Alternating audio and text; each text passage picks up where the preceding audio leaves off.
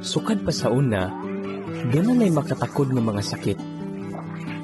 Kanyadto, basig nakadungog na ka bahin sa pagdaghan sa virus sa ubang dapit. Pero unsa imong mahimo kung ang sakit naa na gyud sa inyong lugar? Lisod kayo ning kontrolahon o kuyaw kayo ni. Pero daghan kag mahimo aron di ka matakdan. Ang pipila sa pinaka-epektibong paagi maupod ang pinakasimple sama sa kanuning pagpanghunaw.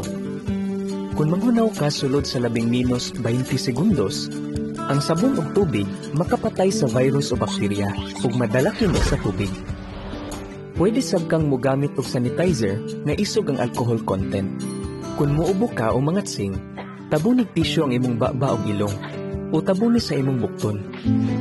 Ayo paghikap sa imong naong, ilabi na kung nakagunit kag bisan unsa. Sunda ang instruksyon sa otoridad.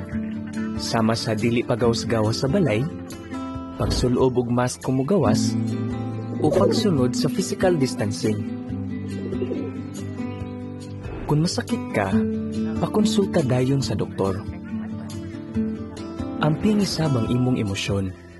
Ang daghang makapaguol nga balita, istorya-istorya nga dili tinuod, o guway klaro nga mga report makapabala ka.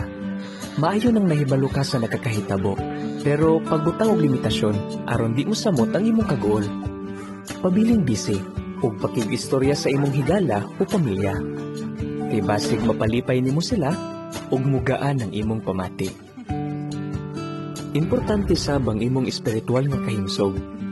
Sa Biblia, si Jesus migahin og panahon sa pag-ampo ug pagpamalandong nga nag-inusara. Pagahin og panahon sa pagpalig-on sa imong espiritualidad. Kung mamalandong ka sa nindot nga paglaom sa umaabot, mas makalahutay ka sa mga kalisdanan karon. Ipalig-on sa mga saksi ni Jehova ang ilang paglaom, inaagi sa pagpaambit niini sa uban sa luwas nga paagi.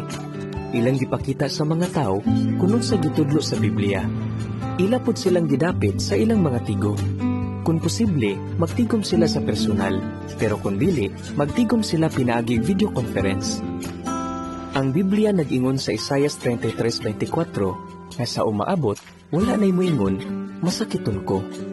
Samtang nagpaabot ni Ana, ang Isaiah 30:15 nag-ingon, mahimo mong kusgan kung magpabiling mong kalmado o musalig mo.